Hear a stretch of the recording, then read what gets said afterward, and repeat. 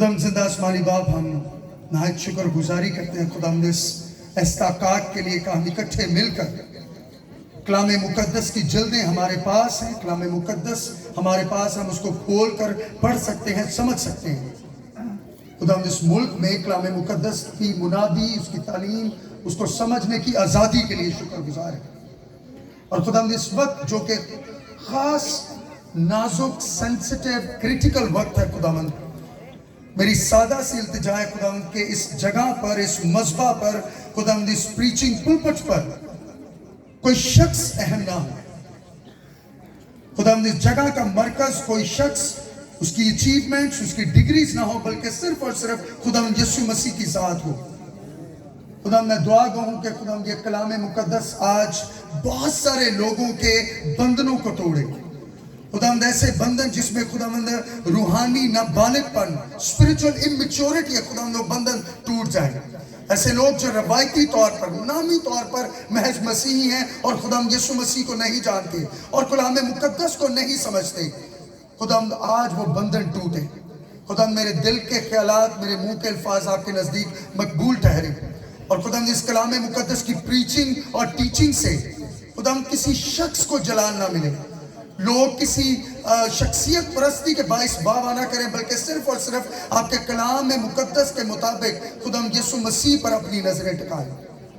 खुदावंद आज के कलाम के वसीला से रूहें जो हैं वो रिफ्रेश हों खुदावंद, और इससे पहले कि हम रूहानी कहत का शिकार हों, इससे पहले कि पाकिस्तानी कलीसिया में मजीद गलत तालीमात की वजह से और मजीद रूहानी इमेच्योरिटी पैदा हो, खुदावंद हम इकट्ठे मिलकर आपके कलाम में से सीख कर आने वाले हफ्तों में, महीनों में, सालों में खुदावंद यीशु मसीह में और उसके कलाम मुकद्दस में गहरे होते जाएं और उससे सारा जलाल आपके नाम को मिले। मेरी सादा सी दुआ ये भी है खुदावंद कि आप प्लीज़ लोगों की अटेंशंस को अनॉइंट कीजिएगा, ऐसे ख्यालात, इब्लीसी कूतें जो उनके ख्यालात को मुंतशर करें, खुदावंद यीशु मसीह के नाम से जाते रहें और खुदावंद आपकी अनॉइंटिंग को अपने ऊपर कलाम मुकद्दस की प्रीचिंग और टीचिंग पर और ख़ास करके इन लोगों पर मांग लेता हूँ, मसीह यीशु के नाम से दुआ मांग लेते हैं, आमीन। ओके, सो सबसे पहले ये बड़ी अच्छी बात है कि हम कलाम मुकद्दस की मरकज़ी आयात को कन्वेंशंस में, चर्चेस में ज़ेर बहस लाते, उसको समझने की कोशिश करते हैं।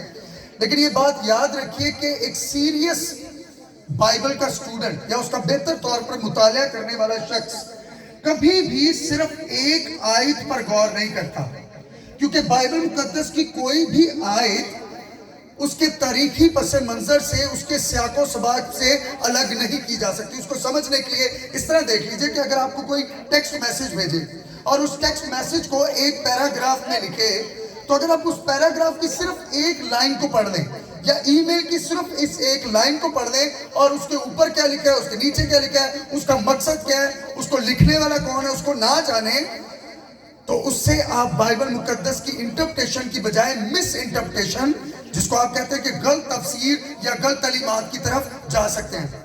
तो मेरा ख्याल है इंसाफ का तकाजा किसी भी खादम के लिए, किसी भी टीचर के लिए या किसी भी बाइबल मुकद्दस को गौर से पढ़ने और समझने वाले के लिए ये है कि जब एक आयत को पढ़ा जाए तो उसके तारीखी पस मंजर को समझा जाए।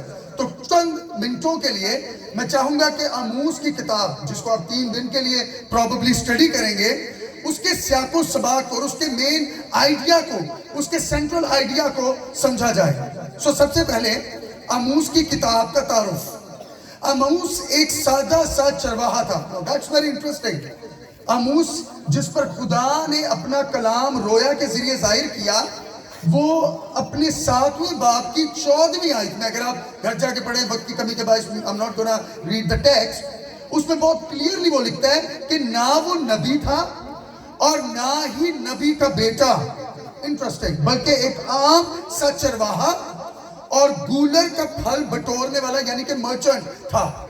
अब इसे सीखने को ये मिलता है कि कलाम मुकद्दस में जहां पर हमें बड़े बड़े सूरमा और नबी मिलते हैं, खुदावंद के कलाम में हमें यह भी सीखने को मिलता है कि कभी कभी खुदा जो है वो हमारे ओहदों और डेजिग्नेशंस का मुख्ताज नहीं है। जहां पर वो प्रोफेसर्स को, इंजीनियर्स को, डॉक्टर्स को, अपने सूरमा को, अंबिया को इस्तेमाल कर सकता है, वहां पर वो आम लोगों को भी इस्तेमाल करने की कुदरत और ताकत रखता है। جیسے اس کلام مقدس کے حصہ میں آموس ایک عام سا چرواہا ہے، ایک ایسا گولر کا بانٹنے والا، اس کا مرچنٹ ہے جس کی حیثیت پروبیبلی ایک اہم شخص کی طرح سوسائٹی میں نہیں ہے۔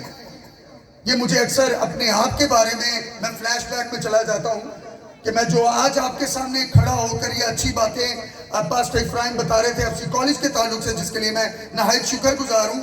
ایف سی کالج کے لیے یو ایس اے میں مجھے پی ایچ ڈی کرنے کا موقع ملا، ویری تھینکفل فار دیٹ۔ لیکن جب میں ماضی میں دیکھتا ہوں تو میں ایک ایسے خاندان سے تعلق رکھتا ہوں جہاں پر پوری نسل میں سے کوئی بھی بچہ کالج یا یونیورسٹی تک بھی نہیں گیا تھا، اور میں بہت سارے نوجوانوں کو انکریج کرنے کے لیے بتاتا ہوں کہ میرے فادر جو تھے وہ ڈرائیور تھے، ایک رکشہ ڈرائیور جو پروبیبلی میٹرک بھی پاس نہ کر سکے، لیکن جب اپنے آپ کو خاندانی طور پر، انفرادی طور پر خدا کے حضور لے کر آتے ہیں تو خدا ہماری کیپیبلٹیز کو نہیں دیکھتا بلکہ ہماری وفاداری اور ہماری فیتھفلنس کو دیکھتا ہے۔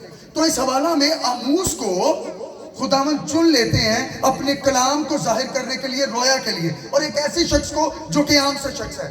تو شاید آپ سوچتے ہو کہ کیا ایک عام سی نرس، ایک عام سا تاجر، شاید کارخانہ میں کام کرنے والا ایک عام سا شخص، یا گھر میں بچوں کی دیکھ بھال کرنے والی ماں، کیا ایسے لوگوں کو بھی خدا استعمال کر سکتا ہے؟ اور کلام مقدس کے مطابق ہمیں سیکھنے کو ملتا ہے کہ ہاں، خدا جو ہے وہ لوگوں کی قابلیت، ڈیزگنیشن، سوشل سٹیٹس کا محتاج نہیں ہے، بلکہ خدا اپنے کلام کے وسیلہ سے، اپنی فضل اور اپنی قدرت کے وسیلہ سے ہر شخص کو جو اپنے آپ کو وفاداری سے اویلیبل کرتا ہے اس کو استعمال کرنے کی قدرت اور طاقت رکھتا ہے۔ Number 1، thank you. Number 2، Amos کی یہ نبوتی کتاب ایسے وقت میں لکھی گئی، دس از ویری انٹرسٹنگ، جبکہ اسرائیل، بنی اسرائیل، خدا کی چنی ہوئی قوم ایک ایسے وقت میں سے گزر رہی تھی جو کہ ان کے لیے برا وقت نہیں تھا، بلکہ یروبعام، جس کو یربعام اردو میں کہتے ہیں، اس کی سلطنت میں، اس کی حکومت میں بنی اسرائیل بہت زیادہ خوشحالی میں رہ رہی تھی۔ ان کی سیاسی طور پر، معاشی طور پر جو حالت تھی وہ بہت زیادہ مستحکم تھی، سٹیبل تھی۔ لیکن اس کے ساتھ ساتھ خدا نے اپنے اس خادم کو استعمال کیا، کیونکہ بنی اسرائیل قوم اگرچہ مٹیریلسٹیکلی، اگرچہ مادیاتی طور پر، معاشرتی طور پر، دولت کے اعتبار سے تو بہت زیادہ خوشحال تھی، لیکن اندرونی اور روحانی طور پر وہ کھوکھلی اور خدا سے دور ہو چکی تھی۔ اب اس کی ایک سمپل سا مشاہدہ، آبزرویشن یہ ہے کہ ہاں، خدا نے وعدہ کیا تھا استثناء کی کتاب میں کہ اگر تم میرے حکموں پر چلو گے تو میں تمہیں کیا دوں گا؟ برکت دوں گا، اور اگر میرے حکموں سے پھرو گے، اس سے مڑو گے تو میں تم پر کرسز کو بھیجوں گا، سزاؤں کو بھیجوں گا۔ ہاں، خدا کے ساتھ چلنے کا وعدہ جو ہے اس کی یہ نشانی تھی کہ لوگ برکت حاصل کریں گے، لیکن اس کلام کی کتاب سے ہمیں یہ بہت کلیئرلی ملتا ہے کہ ایسا پاسبل ہے کہ کئی دفعہ ہمیں دنیاوی طور پہ برکتیں مل رہی ہوں لیکن ہم خدا کے ساتھ نہ چلتے ہوں۔ That's possible، کیونکہ کئی دفعہ جب خداوند ہماری زندگیوں میں بہت زیادہ ریسورسز، بہت زیادہ برکات لے آتا ہے تو ہم روحانی طور پر ٹھنڈے پڑ جاتے ہیں، ہم روحانی طور پر خدا سے دور ہو جاتے ہیں۔ آموس کی کتاب میں بھی ہمیں یہ دیکھنے کو ملتا ہے۔ اب آموس جو ہے ایز اے نبی اسرائیل کے گناہوں کی فہرست بیان کرتا ہے کہ اگرچہ وہ سیاسی طور پر، معاشی طور پر بہت خوشحال ہیں، لیکن ان کی زندگی میں بے تحاشا ایسے گناہ ہیں جو کہ خدا کے کلام کے مطابق نہیں ہیں۔ اور اگر آپ اس کتاب کو غور سے سیریسلی پڑھیں تو آپ کو پہلے باب سے آخری باب تک پتہ چلے گا کہ یہ ایسی قوم بن چکی تھی جس میں وہ خدا کے کلام کو مسلسل طور پر نظر انداز کر رہے تھے۔ بت پرستی اسرائیلی قوم کا حصہ بن چکی تھی، لالچ، کرپشن، غریبوں مظلوموں کے ساتھ ناانصافی۔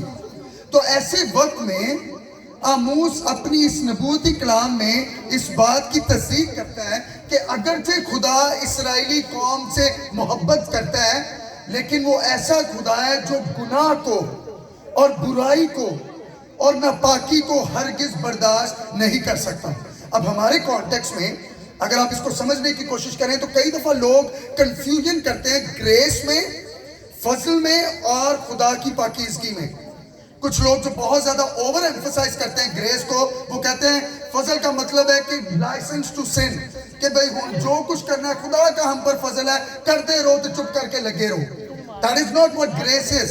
جہاں پر فضل اور رحم خدا کی صفت کا حصہ ہے، اس کے ساتھ ساتھ پاکیزگی اور انصاف پسندی بھی خدا کی شخصیت کا حصہ ہے۔ اور یہاں پر اس کتاب سے، اس کے اوورال مطالعے سے ہمیں یہ بات سیکھنے کو ملتی ہے کہ خدا اگرچہ بنی اسرائیل قوم سے محبت کرتا تھا، لیکن جب وہ گناہ میں پڑے، جب وہ اخلاقی طور پر گرے، تو خدا نے کہا کہ میں تمہاری عدالت کروں گا۔ خدا نے ان کو سزا کا حکم دیا۔ اب آج کا جو ہمارا حوالہ 8ویں باب میں سے ہے، اس پر تھوڑی دیر کے لیے غور کر لیتے ہیں۔ سب سے پہلے اس باب 8ویں چیپٹر کی کچھ آیات میں ہمیں یہ دیکھنے کو ملتا ہے کہ اسرائیلی قوم کس طرح کے گناہ کر رہی تھی۔ سو اگر آپ میرے ساتھ بائبل مقدس میں سے 4 سے 6 آیات تک پڑھیں تو وہاں پر ایک پوری فہرست ہمیں ملتی ہے۔ اگر آپ کے پاس بائبلز نہیں ہیں تو میں آپ کے سامنے حوالہ پڑھوں گا، اس کو پلیز غور سے سنیے گا۔ 8واں باب اس کی 4 سے 6 آیات میں آموس اسرائیل کی اخلاقی اور مذہبی گناہوں اور برائیوں کا ذکر کرتا ہے جو کہ خدا کے حضور وہ کر رہے تھے۔ تو 4 آیت سے لکھتے ہیں، تم جو چاہتے ہو کہ محتاجوں کو نگل جاؤ، مطلب ان کے ساتھ ناانصافی کرو، ان کو چبا لو، اور مسکینوں کو ملک سے نیست کر دو، مطلب معاشرے کے، سوسائٹی کے ایسے لوگ جو مارجنلائزڈ ہیں، جو دبے ہوئے ہیں، جو پوورٹی لائن سے نیچے ہیں، ان کے ساتھ اسرائیلی قوم طاقتور بن کر، یا ایسے لوگ جن کو خدا نے برکت دی تھی، ان کے ساتھ ناانصافی کر رہے تھے، اور انفاق کو چھوٹا اور مسکال کو بڑا بنانے، یعنی اپنے ترازوؤں کا غلط استعمال کرنے میں، اور فریب کی ترازو سے دغا بازی کرتے، اور کہتے ہو کہ نئے چاند کا دن کب گزرے گا تاکہ ہم غلہ بیچیں، اور سبت کا دن کب ختم ہوگا کہ گئیوں کے خطے کھولیں، تاکہ مسکین کو روپیہ سے اور محتاج کو ایک جوڑی جوتیوں سے خریدیں اور گئیوں کے پھٹکن بیچیں۔ اب یہ ساری لسٹ میں ہمیں مختلف قسم کی خرابیاں نظر آ رہی ہیں۔ سب سے پہلے ایتھیکل اور مورل، اخلاقی طور پہ اسرائیلی قوم گر چکی تھی۔ وہ لوگوں سے جو کمزور معاشرے کے لوگ تھے ان کے ساتھ ناانصافی کر رہے تھے، اور شاید آپ کے ذہن میں پاکستان کی سوسائٹی کے تعلق سے یا ہماری کلیسیا کے کانٹیکس میں ایسے لوگ جو شاید کلیسیا میں خداوند نے جن کو عزت دی یا مرتبہ دیا یا برکت دی، وہ اپنے سے کمزور لوگوں کو دھتکارتے ہیں، جب ان سے اپرچونٹیز کو چھینتے ہیں، جب ان کے ساتھ دغا بازی کرتے ہیں، کرپشن کرتے ہیں، تو یہ ایسی اخلاقی برائی ہے جس سے خداوند ناراض ہوتا ہے۔ اور نہ صرف اخلاقی طور پر بلکہ مذہبی طور پر، یہاں پہ لکھے کہ تم کہتے ہو کہ نئے چاند کا دن کب گزرے گا، یعنی کہ اس طرح سوچ لیجئے کہ اگر ہم میں سے یہاں پر بیٹھا، I don't know، خدا ان کا روح بہتر جاتا ہے، یہ سوچتا رہو کہ بھئی میں پاسٹر صاحب لئی کنونشن جیتے آ گیا، لیکن کب ختم یہ ہوگی کنونشن، کب کلام ختم ہوگا، کب اگلا سلسلہ بڑھے گا کہ میں گھر میں جا کے باقی چیزیں کروں۔ مطلب مذہبی طور پر اس جگہ پر ہونا لیکن اس جگہ کا نہ ہونا۔ آپ سنڈے کو تو جائیں لیکن سنڈے کو سوچیں کہ یار کدو ہے سنڈے مکے گا تاکہ میں کار جا کے جڑے کرنے والے کام نے وہ کرا، یا صبح کلام مقدس کو پڑھیں تو کہیں کہ کلام مقدس کو میں جلدی پڑھ لوں، اس کو سمجھوں نا تاکہ میں اگلا جا کر کام کر سکوں۔ تو مذہبی طور پہ فارمیلٹی اس کو پورا کرنا، لیکن خدا کے ساتھ جو آپ کی حقیقی انس ہے، جو آپ کا تعلق ہے، اس کو اگنور کرنا۔ سو مذہبی طور پر ان کی خرابی، برائی، گناہ کیا تھا کہ نئے چاند کا دن کب گزرے گا تاکہ ہم غلہ بیچیں، یعنی بزنس کے بارے میں سوچ رہے ہیں کہ یہ ہمارے لیے حلال ہے کہ ہم نئے چاند والے دن اور سبت والے دن اپنے امپورٹنٹ کاموں کو جس سے ہم پیسہ بنا رہے ہیں وہ ہمارے لیے ہنڈرنس ہے۔ سو ہم دیکھتے ہیں کہ اسرائیلی قوم نہ صرف اخلاقی طور پر غریبوں کو ستانے میں، ان کو پریس کرنے میں، بلکہ مذہبی طور پر بھی گر چکی تھی۔ نہ صرف یہ بلکہ ہم یہ بھی دیکھتے ہیں کہ ان برائیوں کے باوجود، جس کے بارے میں ذکر کر رہا تھا کہ خدا ان سے محبت کرتا تھا، لیکن خدا ان کے گناہوں کے باعث ان کی عدالت بھی کرتا ہے۔ تو شاید ہم میں سے کچھ لوگ ایسے ہیں جو فضل کو مس یوز کر رہے ہیں، जो समझते कि शायद मैं संडे को चला जाऊंगा क्योंकि खुदा ने मुझ पर फजल कर दिया है इसलिए मैं जो मर्जी करूं। You can not do that.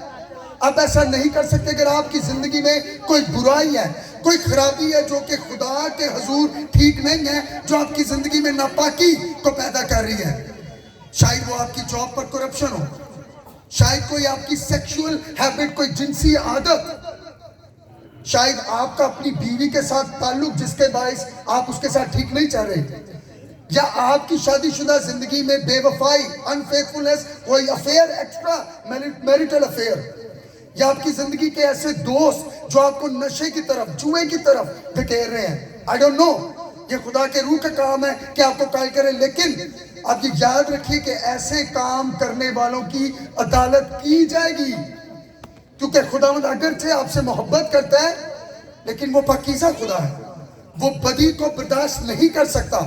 He will rebuke your sin and he will judge you। तो हमें अगली आयत में 7वीं से 10वीं आयत तक खुदा का गजब और खुदा की अदालत नजर आती है। 7वीं आयत में लिखा है, खुदावंद ने यकूब की हशमत की कसम खाकर फरमाया, मैं उनके कामों में से एक को भी हरगिज़ क्या करूंगा, ना भूलूंगा। मतलब अगर आपको लगता है या किसी भी कौम को लगता है कि खुदा दरगुजर कर देगा, या हम उस लाइफस्टाइल में रहता रहूंगा कई सालों से और कभी खुदा के आगे कोई नहीं, यार बच्चा छोड़ो पड़ा, this is not the case. खुदावंद में लिखा है यहाँ पे, इस्राएल को कहता है कि मैं उनके कामों में से एक को भी हरगिज़ ना भूलूंगा। क्या इस सबब से जमीन ना थरथराएगी? मतलब खुदा का गजब, उसकी अदालत नजर आ रही है और उसका हर एक बशिंदा मातम ना करेगा। हाँ, वो बिल्कुल दरियाए नील की तरह उठेगी और रोदे मिस्र की तरह फैल कर फिर सुखड़ जाएगी। अब ये मेटाफोरिकल लैंग्वेज है, असराती तौर पर खुदा अपने गजब को बयान कर रहे हैं। और खुदावंद फरमाता है, उस रोज आफताब दोपहर ही को गरूब हो जाएगा। अब ये भी खूबसूरत पिक्चर है कि दोपहर में जब जो सूरज है वो बिल्कुल अपनी क्लाइमेक्स पर रोशनी फराहम कर रहा होता है, वो गुरूब हो जाएगा और मैं रोजे रोशन ही में जमीन को तारीक कर दूंगा। तुम्हारी ईदों को मातम से और तुम्हारे नगमों को नोहों से बदल दूंगा और हर एक की कमर पर टाट बांधूंगा। यानी ये एक रिपेंटेंस का, तौबा का और खुदा की सजा का हुक्म है। और हर एक के सर पर चंद लापन भेजूंगा और ऐसा मातम बर्पा करूंगा जैसा इकलौते बेटे पर होता है और उसका इंजाम रोजे तलक सा होगा। सो जबकि 4 से 6 आयत तक हमें उनकी बुराइयों के बारे में, उनके गुनाहों के बारे में पता लगता है, 7वीं आयत से 10वीं आयत तक हमें खुदा की अदालत और उसके गजब के बारे में पता लगता है। सो अब उस आयत पर आते हैं जो हमारी मरकजी आयत है। अब ये जो मैंने सजाएं और खुदा की अदालत के ताल्लुक से बताया, ये आयत जो आपके सामने लिखी है, जो 11वीं आयत है, ये उसी अदालत और उसी सजा का एक हिस्सा है। सो ऊपर जितना खुदा ने बयान किया कि बनी इसराइल के गुनाहों के बाइस मैं उनकी अदालत करूंगा, उनमें से अदालत का एक सिम्टम, अदालत की एक निशानदही ये है और वो आपके सामने लिखी है। क्या लिखा है? देखो, खुदावंद फरमाता है, क्या फरमाता है? देखो वो दिन आते हैं कि मैं इस मुल्क में क्या भेजूंगा, कहत डालूंगा। अब जब हम कहत के बारे में सोचते हैं, मैं बल्कि आपको एक स्टोरी सुनाना चाहूंगा, बल्कि इस वर्ष को पढ़ लें उसके बाद बताता हूं। देखो वो दिन आते हैं कि मैं इस मुल्क में कहत डालूंगा, न पानी की प्यास न रोटी का कहत, बल्कि किस चीज का? खुदावंद का कलाम। जब मैं एफसी कॉलेज में स्टूडेंट लाइफ में पढ़ रहा था, मेरे साथ पास्टर नईम भी और तमोथियस भाई भी अभी जो आए थे वो साथ थे, तो वहां पर एक मिशनरी थे जिन्होंने बहुत बेहतरीन काम किया और बहुत सारे नौजवानों की जिंदगी को तब्दील किया। उनका नाम था डॉक्टर रॉबर्ट जॉनसन। सो एक दफा वो क्लास पढ़ा रहे थे जो कि क्रिश्चियन एथिक्स की क्लास थी। सो उस क्लास में उन्होंने एक सवाल पूछा जो कि अभी तक, और उसका जवाब अभी तक मेरे जहन में पिन्हा है। انہوں نے سوال یہ پوچھا کہ آپ سوچئے کہ انسان کے ساتھ خدا سب سے برا، سب سے مہلک چیز کیا کر سکتا ہے؟ What is the worst thing God can do to a human being؟ اب سارے بچے سوچنا شروع ہو گئے. کچھ بچوں نے کہا غربت، کیونکہ ہم ایک غریب ملک میں رہتے ہیں تو شاید ہمارے ڈر کا سب سے پہلا جو ایک عنصر ہے وہ یہی ہے. کچھ بچوں نے کہا کہ شاید اگر آپ کو بیماری ہو جائے، کینسر ایک ایسا لفظ ہے جس کو سنتے ہی اکثر لوگ خوف زدہ ہو جاتے ہیں اور مرنے سے پہلے ہی مرنا شروع کر دیتے ہیں. کچھ لوگوں نے کہا کہ ریسورسز کی کمی. کچھ لوگوں نے مختلف جوابات دیے، لیکن انہوں نے ایک ایسی بات کہی جو ہم سب سٹوڈنٹس کے لیے بہت نئی تھی. انہوں نے کہا کہ سب سے بدتر چیز جو خدا کسی ایماندار یا اپنے لوگوں کے ساتھ کر سکتا ہے وہ اس کی زندگی میں کینسر بھیجنا، مخلق بیماری بھیجنا، غربت بھیجنا نہیں ہے، بلکہ جب خدا انسان کو اس کے اپنی حالت پر چھوڑ دے. think about it. جب خدا کسی کے بارے میں یہ سوچ لے کہ جو وہ جیسا ہے اس کو اس کی حالت پر چھوڑ دے. He leaves him to God. سوچئے کہ والدین اور بچوں کے درمیان سب سے بری چیز کیا ہو سکتی ہے؟ جب ماں باپ بچوں کو سمجھاتے جائیں لیکن ایک پوائنٹ ایسا ہے جس میں وہ بچوں کو ان کی حالت پر چھوڑ دیں، تو مجھے لگتا ہے کہ سب سے بری اور مہلک چیز یہ ہو سکتی ہے. میرا خیال ہے یہ جو مرکزی آیت کا خیال ہے یہ اسی طرح ہے کہ جب خدا جو ہے وہ اپنے مکاشفہ کو، اپنے کلام کو اپنے لوگوں سے دور کر لے. تو یہاں پر لکھا ہے کہ خداوند فرماتا ہے دیکھو وہ دن آتے ہیں کہ میں اس ملک میں کیا ڈالوں گا. اب قحط سے آپ کے ذہن میں کیا چیزیں آتی ہیں؟ میں بھی آپ کے ذہن میں صومالیہ کے بچے جن کو پوری غذا نہ ملنے پر ان کی جسم پھٹے ہو جاتے ہیں، وہ امیج میں آتا ہے. شاید آپ کے ذہن میں ایتھیوپیا کے بچے آتے ہیں. لیکن یہاں پر جس قحط کا ذکر خداوند کر رہے ہیں وہ کون سا قحط ہے؟ وہ فزیکل جسمانی قحط نہیں ہے، بلکہ لکھا نہ پانی کی پیاس اور نہ روٹی کا قحط، بلکہ خداوند کا کلام سننے کا قحط. روحانی قحط. روحانی قحط کیا چیز ہوتی ہے اس پر تھوڑی دیر کے لیے غور کیجیے. یہ ایسا قحط ہے کہ جس میں جب خدا اپنے مکاشفہ کو، اپنے کلام کو لوگوں سے روک لے. It's a bad thing. اس کو سیریسلی سوچیں. اکثر میں ایک بک پڑھتا تھا جس میں لکھا ہوا تھا کہ ذرا سوچئے کہ ایک دن آپ اٹھیں اور جب آپ اٹھیں تو آپ کو پتہ لگے کہ پوری دنیا میں سے اور آپ کے گھر میں سے جو کلام کی جلدیں ہیں وہ چلی گئی ہیں، غائب ہو گئی ہیں. تو آپ کیا کریں گے؟ کیا آپ کی زندگی میں ایسے خدا کے کلام کے حوالے ہیں جن کو آپ نے میمورائز کیا ہوا ہے؟ Can you think of them؟ تو خدا کے قحط کا، روحانی قحط کا مطلب ہے کہ جب خدا اپنے چہرے کو لوگوں سے چھپا لے، جب خدا کا جو مکاشفہ ہے، جو اس کا کلام ہے، لوگ اس کو سمجھ نہ پائیں، وہ روحانی طور پر اتنے بے عقل اور اتنے اندھے ہو جائیں کہ وہ کلام کو سمجھ نہ پائیں.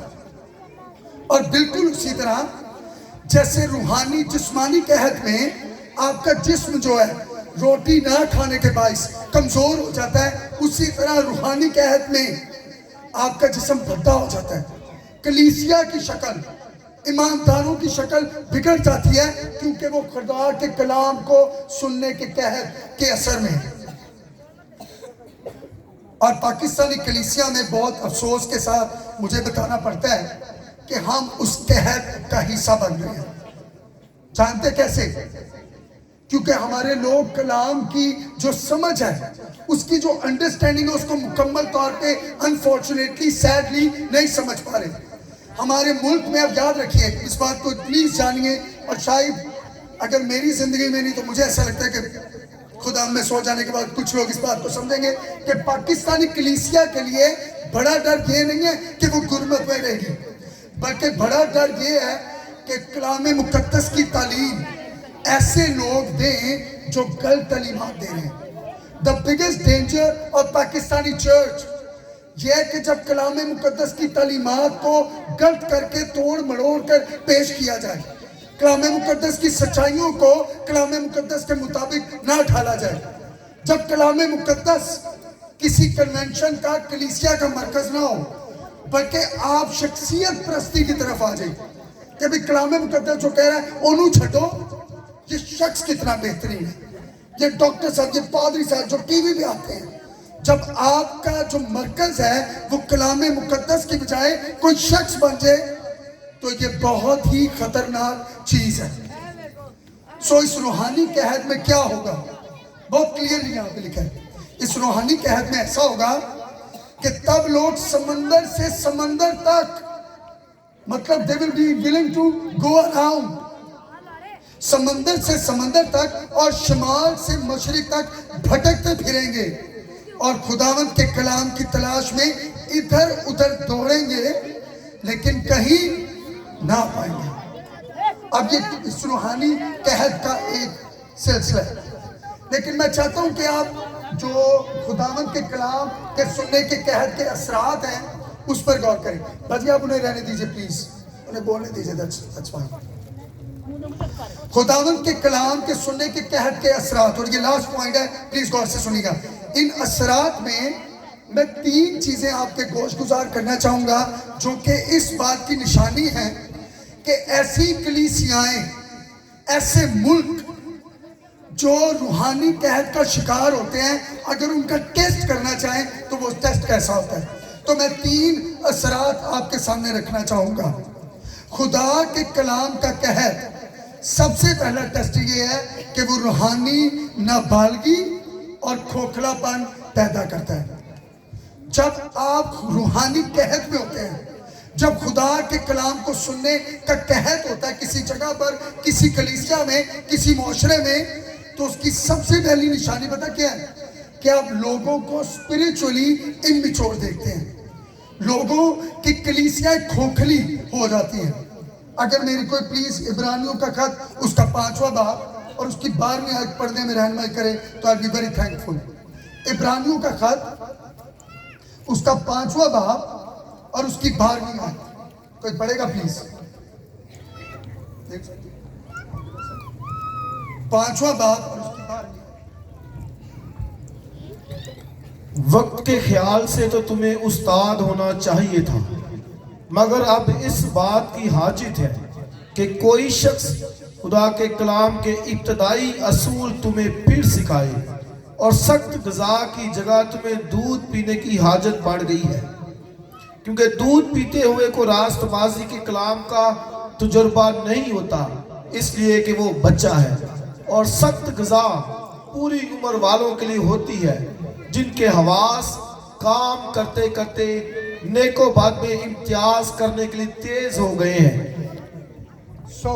सबसे पहली चीज कि अगर आपकी कलीसिया में यह देखना हो कि रूहानी कहत है या नहीं है, तो उसका पहला टेस्ट क्राइटेरिया क्या है कि लोग रूहानी तौर पर नाबालिग होंगे, वो खोखलेपन का शिकार होंगे। और इसकी आसान मिसाल शायद ये है कि जो मत्ती के 7वें बाब में आपको अक्लमंद और बेवकूफ शख्स की मिसाल मिलती है, वहां पे लिखा है कि अक्लमंद शख्स ऐसा शख्स है जो कि ना सिर्फ कलाम को सुनता बल्कि उस पर क्या करता है, वो ऐसे अक्लमंद की शख्स की मानिद है जिसने अपना घर किस पर बनाया, चट्टान पर। सो शायद रूहानी बलूगत का एक आंसर ये है कि आप डिसाइपलशिप में ज्यादा बढ़े, आप खुदा के कलाम को ना सिर्फ सुने बल्कि उसको गौर से समझे। और बड़े अफसोस के साथ बताना पड़ रहा है कि कलाम मुकद्दस को जो समझने की अभी तक जो कंडीशन है, जो हालत है पाकिस्तान में, वो ठीक नहीं है। और मेरी दुआ है मुल्क पाकिस्तान के लिए, लेकिन खास करके इस कलीसिया के लिए, कि इस कलीसिया में से मैच्योर डिसाइपल्स निकलें, ऐसे लोग जो कलाम मुकद्दस को सिर्फ सुबह कुछ लम्हों के लिए ना पढ़े, जो सिर्फ संडे को आकर कलाम को ना सुने बल्कि वो कलाम मुकद्दस की समझ बूझ रखें, जो शागिर्दियत में भी बढ़े। तो सबसे पहली चीज वो ये है कि रूहानी कहत के बाइस कलीसिया में रूहानी नाबालगी और खोखलापन पैदा होता है। नंबर 2 और उससे भी इंपॉर्टेंट कि रूहानी कहत के बाइस लोगों में कंफ्यूजन और बेसिमती डायरेक्शन लेस पैदा होती है। दूसरे अल्फाज में पंजाबी जो कही ना मतवा जाना, जब आपकी स्पिरिचुअल डिसर्नमेंट खत्म होने लगे, जब आप और आज मुझे खुदा ने मौका दिया कि मैं दुनिया में कुछ बड़े आज़म में मुझे पढ़ने का मौका मिला, तो तकरीबन 10-12 साल में वेस्ट में रहा।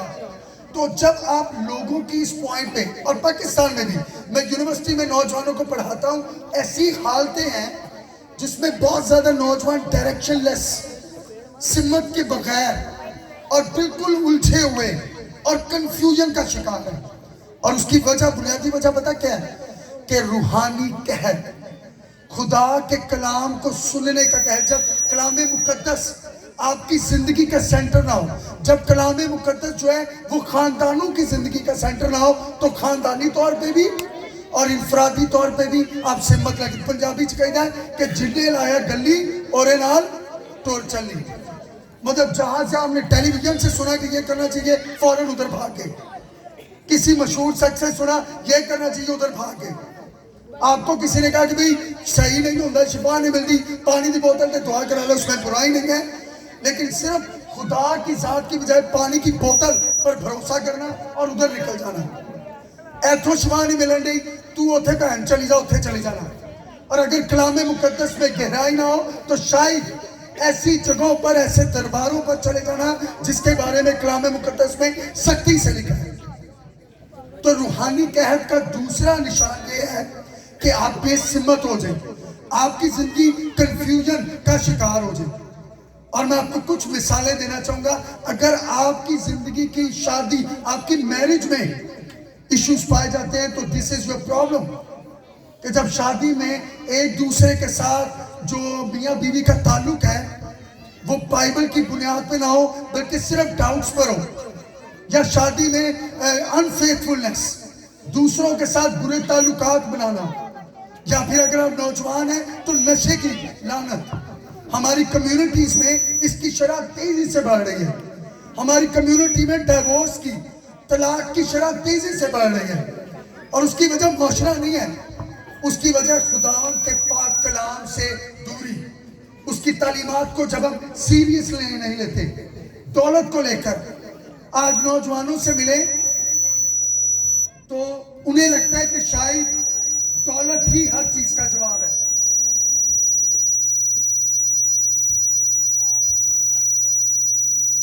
और ना सिर्फ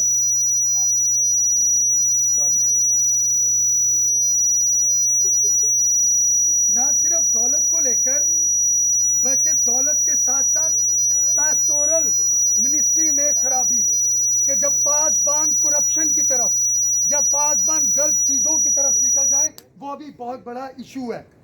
और इसके साथ साथ तीसरा पॉइंट जो बहुत अहम है वो ये है कि कलाम मुकद्दस का कहत या फिर रूहानी कहत की तीसरी और आखिरी निशानी ये है कि जब आप मजबूत का शिकार हो जाए। ओके, दूसरे अल्फाज में कि जब आप लोगों को मजबी लगे, ਜਦੋਂ कोई ਤੁਹਾਡੇ ਨਾਲ ਗੱਲ करे तो आयतां ਤੁਹਾਨੂੰ आंदियां हो, चर्च में आप नजर आ रहे हो, लेकिन खुदावंद यीशु मसीह के साथ आपका गहरा ताल्लुक ना हो। मेरे साथ पढ़िए दूसरा तीमुथियुस का खत, उसका 3 बाब और उसकी 5वीं आयत। कोई प्लीज पढ़ने में रहनुमाई करेगा? दूसरा तीमुथियुस उसका 3 बाब और उसकी 5वीं आयत। कोई पढ़े प्लीज, सिर्फ 5 आयत। वो दीनदारी की वजह तो रखेंगे मगर उसके असर को कबूल ना करेंगे, ऐसों से भी किनारा का। Okay, this is very important. सुनिए गौर से, आखिरी है ये, उसके बाद वी विल प्रे। दीनदारी के वजह रखने से मुराद क्या है? कि आप दिखना तो चाहते हैं कि आप रूहानी हैं। आपको लगता है कि लोग आपको देखे, भैन दुआ बड़ी वधिया कर दी है, चर्च च बड़ा जाना है, वाज़े रखना फिजिकली आपकी शक्ल। और पाकिस्तान में कई दफा हम ऐसा स्पिरिचुअल एक्ट कर सकते हैं, अदाकारी की जाती है जिसमें अदाकारी की हद तक हम बड़े रूहानी लगते हैं। लेकिन क्या आप उसको अपनी जिंदगी में खुदा के कलाम को, उसकी हजूरी को असर करने देते हैं?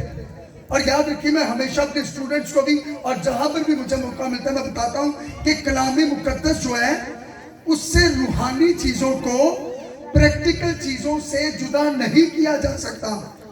दूसरे अल्फाज में अगर कोई ये कहे کہ میں یسوع مسیح کا پیروکار ہوں.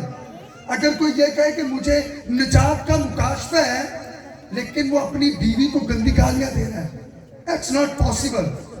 اگر کوئی یہ کہے کہ میں خداوند یسوع مسیح کو جانتا ہوں, میں چرچ میں بھی جاتا ہوں, لیکن میں اپنے کام پر کرپشن کرتا ہوں, بددیانتی سے کام کرتا ہوں, تو that is not possible.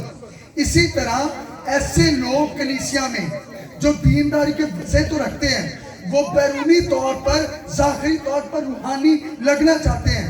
کلام دیگر 5-6 ورسز بھی انہوں نے یاد کیتیاں ہوئی ہیں, لیکن جب آپ ان کو گھروں میں, ان کو محلوں میں, ان کو رشتے کے ساتھ انٹریکٹ کرتا دیکھتے ہیں تو ان کی زندگی میں اچھی گواہی نہیں ہوتی.